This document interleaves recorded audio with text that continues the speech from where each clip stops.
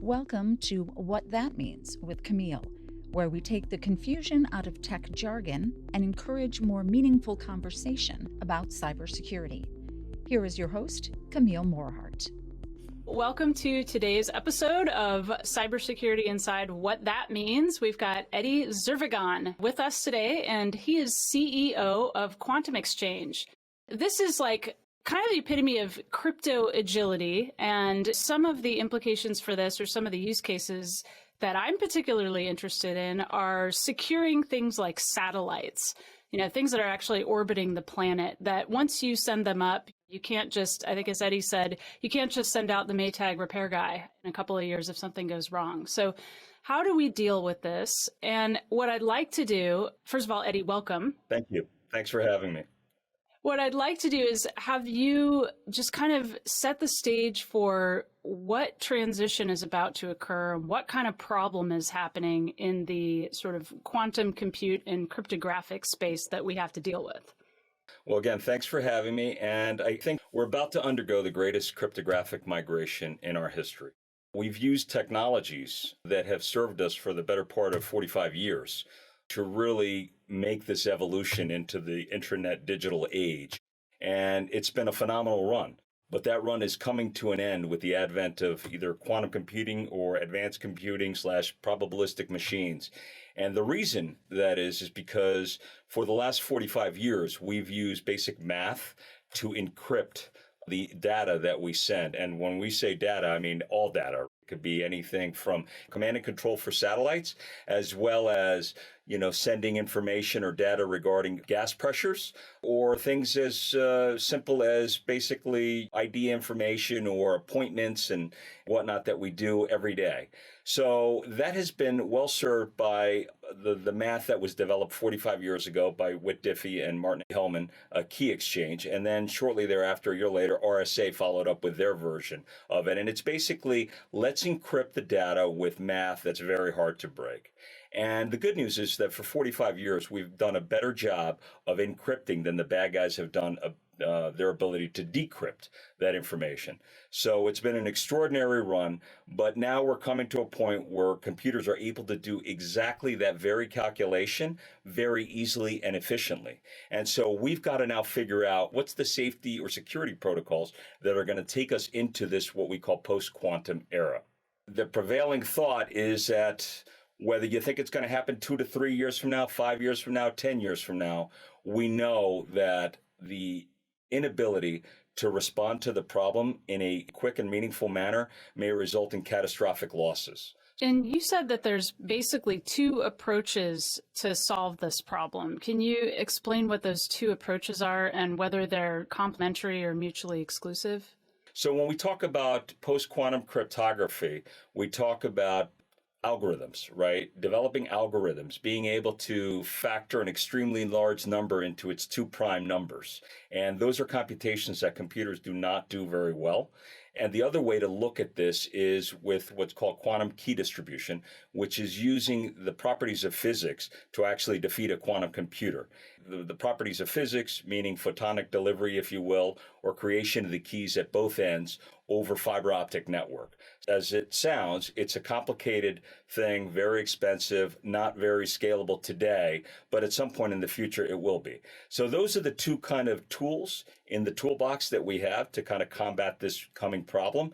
There's a lot of work being done into how we're going to incorporate these new tool sets, if you will, into a security stack going forward. So let me ask you to just describe briefly what Quantum Xchange is doing. I know part of this is the concept around crypto agility, which you might also help us understand. The way Quantum Xchange approaches the problem is, let's look at it a little more fundamentally in terms of the architecture. So 45 years ago, when Whit Diffie and Martin Hellman developed the Diffie-Hellman Key Exchange, it was assumed that there would be one communication line. So you and I would be communicating, Camille, and I would be sending you encrypted data. There's only one line between us. And so therefore it made sense that the data and the the encryption key had to travel together because there was only one line of communication.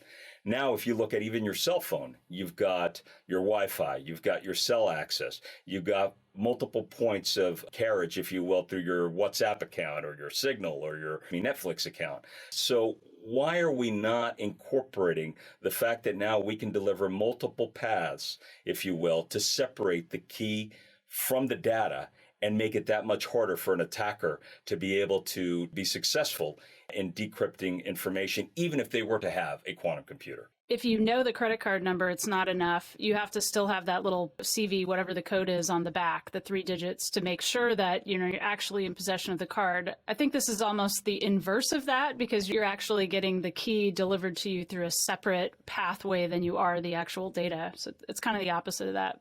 I would even take that even further and say it's basically two-factor authentication for encryption keys. I remember 5 years ago, two-factor authentication, that was like really cool stuff that you would do when you were trying to send a wire for $50,000 somewhere. Now you can't even buy concert tickets without two-factor authentication. And that's basically the same concept. It's an out-of-band channel that authenticates who you say you are. And so it's the same concept that we try to bring, but to the delivery of an out-of-band key in order to protect a series of data transmissions.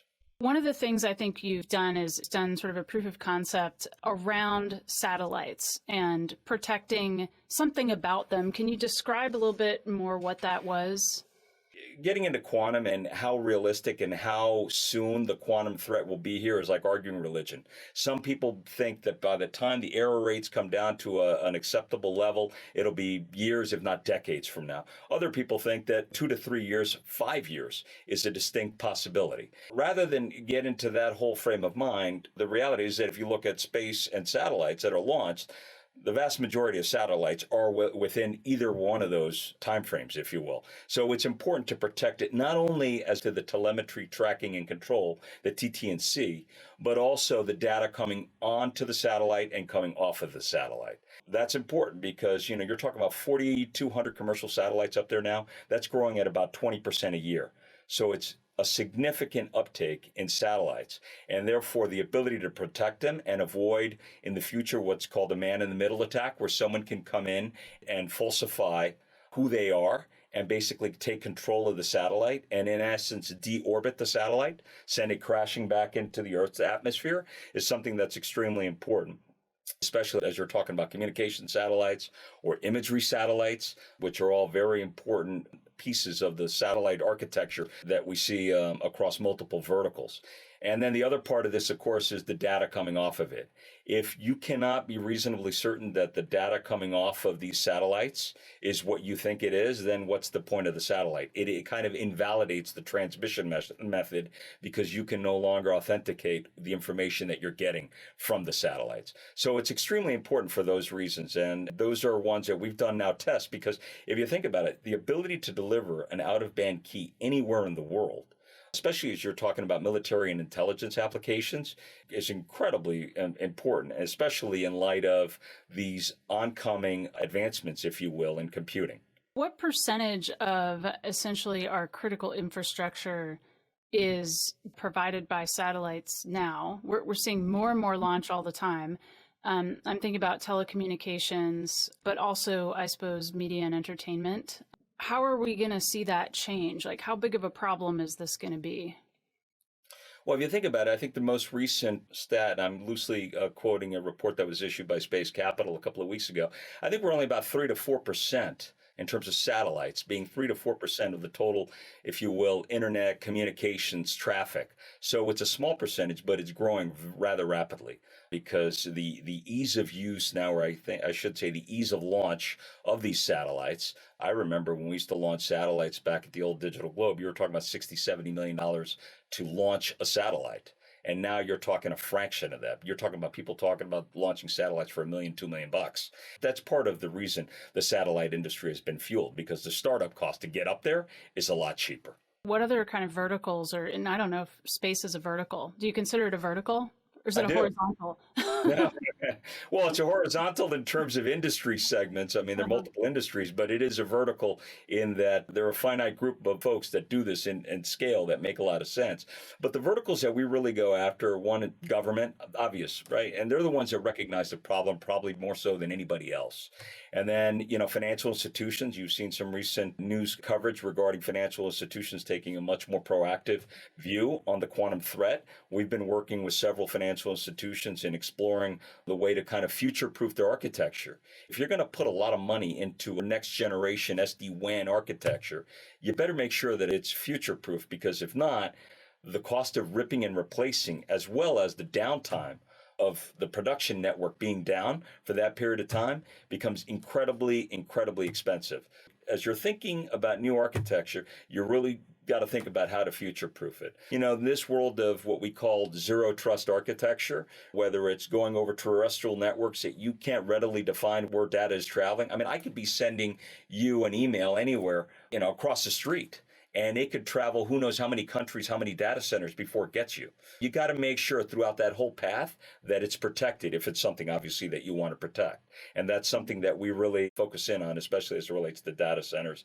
And then I would say the 16 critical industries that were defined by the Biden administration, energy is one that's extremely important, because that's where you'll see real, what we call killware, right? Which is the next generation of ransomware. We've seen with Colonial Pipelines what we could basically call a kind of rudimentary attack can do, and the ill effects that come from it.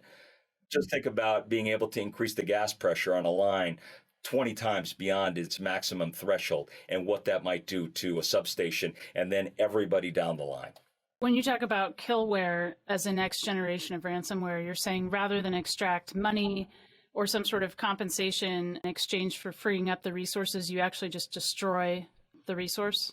Yes, that's right. And you do that by perpetrating what's called a man-in-the-middle attack, where you actually get in and are able to falsify who you are, and therefore allow real access to control data. One thing that we've seen, I'm sure you've seen this time and time again, is that as a result of the pandemic, we are extending the range, if you will, of what was reasonably acceptable in terms of the edge of computing and being able to access network controls, significant, important network, access controls. And that's all great, but that comes at a cost. And therefore, the further and further you extend the edge, the more and more issues that come up as a result, and the potential for nefarious actors to engage in your network. I wanted to ask you also, there was an executive order relatively recently, and I'm wondering if you can kind of talk about what you think that means, what that will mean, I guess, in the commercial sector over time.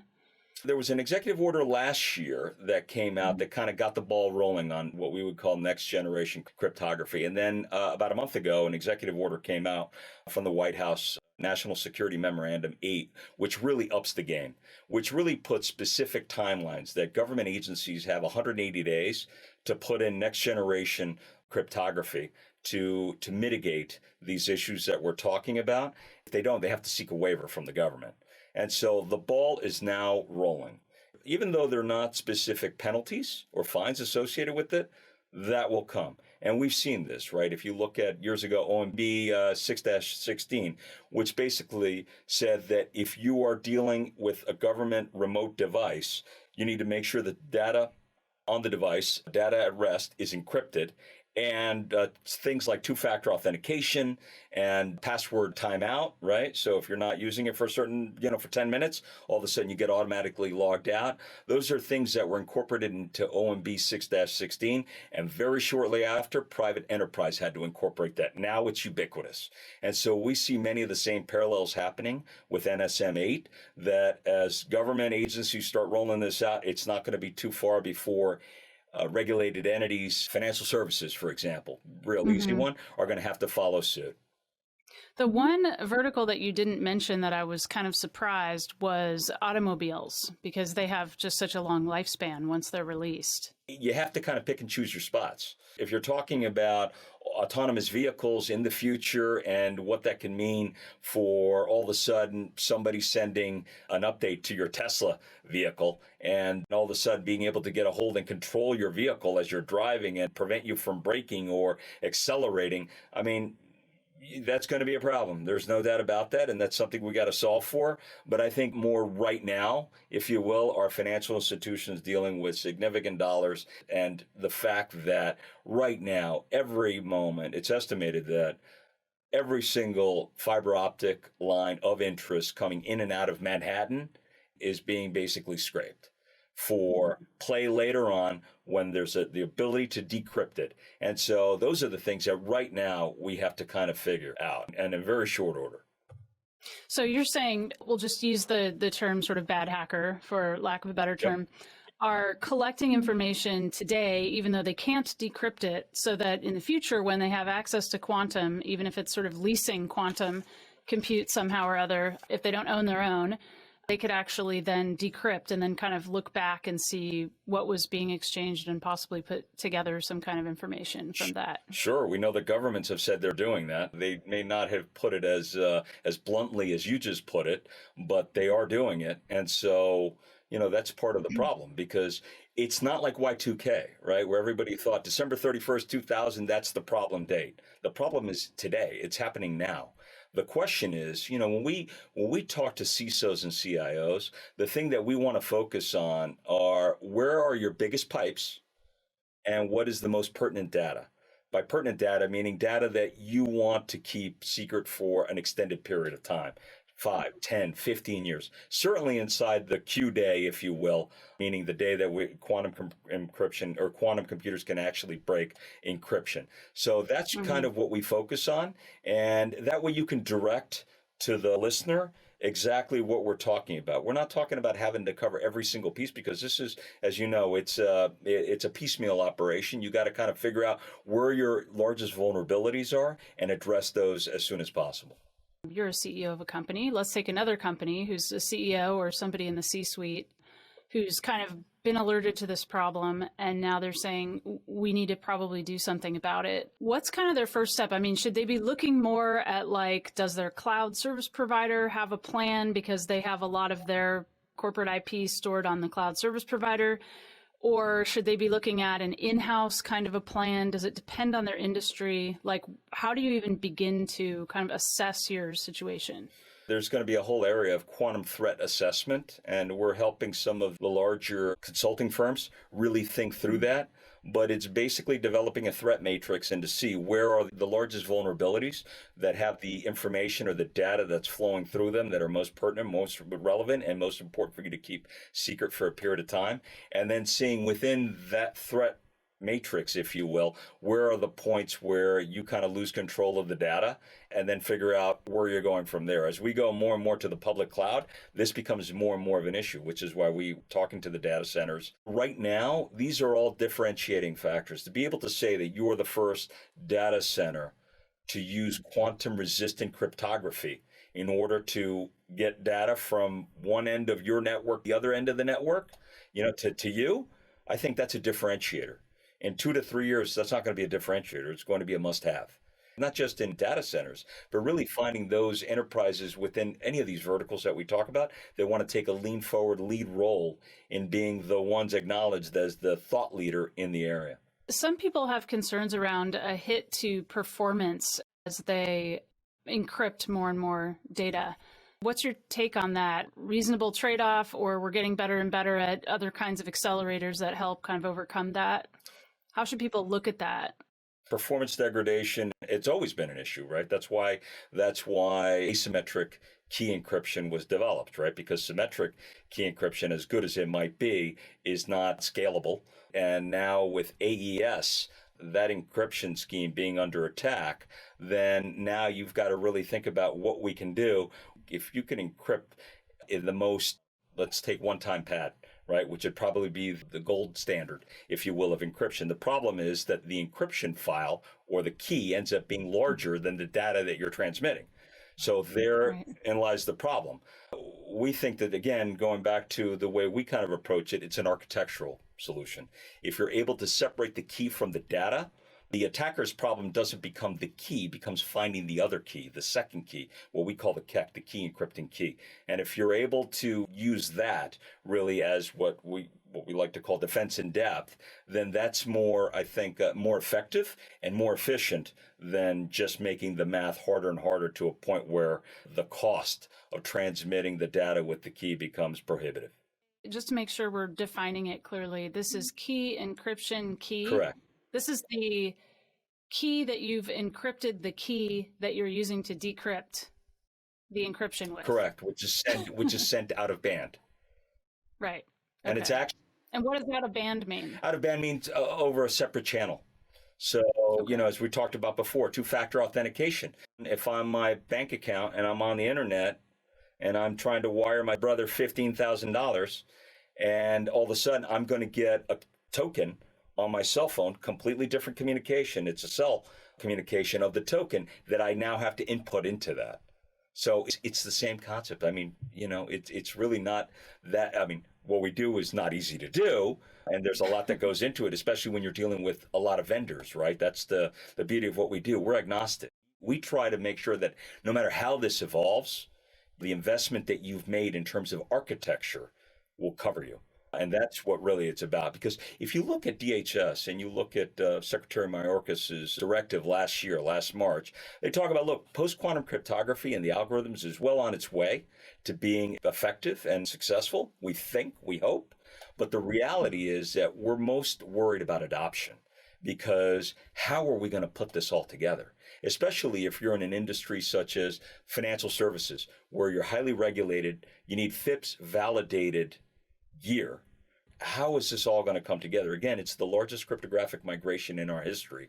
And even if we get the math right, even if we get the algos right, the question then becomes, how are we going to incorporate it and use these newfound tools in a way that's going to be adopted seamlessly, or so you would hope, into multiple industries, multiple security stacks that are going to be needed in order to be effective. Very interesting conversation, Eddy. Thank you so much for your perspective. I appreciate your time, and also the fact that you're looking into this and trying to help everybody figure out what to do and how to future-proof. Thank you so very much, Camille. Really appreciate it and love your podcast. I listen to it all the time. So thank you for what you do. Never miss an episode of What That Means with Camille by following us here on YouTube. You can also find episodes wherever you get your podcasts. The views and opinions expressed are those of the guests and author and do not necessarily reflect the official policy or position of Intel Corporation.